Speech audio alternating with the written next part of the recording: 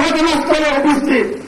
একজন লোক এই এলাকাতে প্রতিবাদ করেছিল, ওনার নাম হচ্ছেন হাসান সাহেব, পশ্চিম করেন।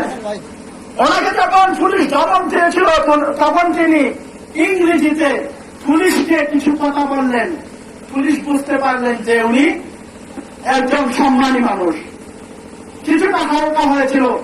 কিন্তু জেল সাহেব যখন পুরো স্টাফ নিয়ে পুলিশকে অর্ডার দিলেন, তখন প্রত্যেকটা মানুষকে কারো হাতে বাড়ি, কারো পিঠের মধ্যে প্রত্যেকটা মানুষকে নির্মমভাবে অত্যাচার করেছেন। আমরা মধ্যস্থকারের মানুষ অপমানিত, লাঞ্ছিত, তাদের হাতে আমরা নির্যাতিত। সেই অপমান, সেই লাঞ্ছনা, এই নির্যাতন আমরা আর সহ্য করতে চাই না। মারি খেয়েছি, শরীরে আঘাত পেয়েছি, প্রয়োজনে আঘাত পেয়ে যাই,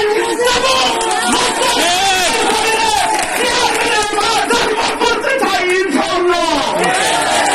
আপনারা জানেন এই মধ্যস্থগ্রাম আমরা শহরে অবস্থান করতেছি, আমাদের ঠিকানা হচ্ছে শহর।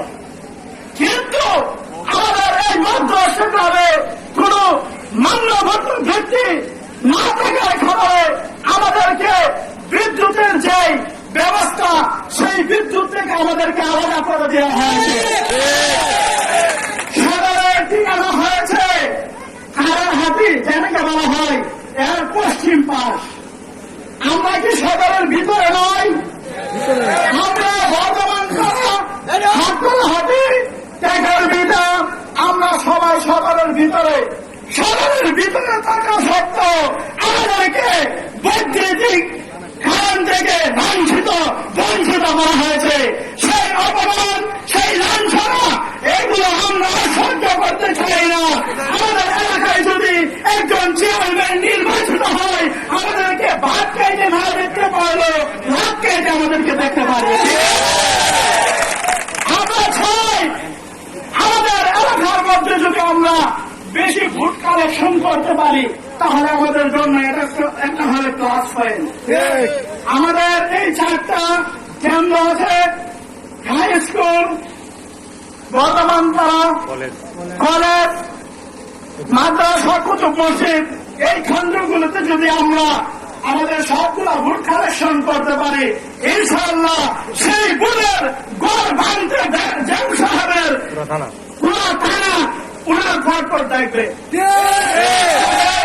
আমরা যত বেশি ভোট কালেকশন করতে পারি, তার আমার এই বলে আমি আমার বক্তব্য শেষ করলাম। আপনাদের পায়ের নিচে হাত রেখে বলি, আল্লাহর রাস্তায় আপনারা বুদ্ধি দিয়ে সার্বিক সহযোগিতা করে এই মধ্যস্থগ্রামের FM মাসুদ নাজিম সাহেবকে নির্বাচিত করার লক্ষ্যে আমি আপনাদের কাছে এই দাবি রেখে আমার বক্তব্য শেষ করলাম। আসসালামু আলাইকুম।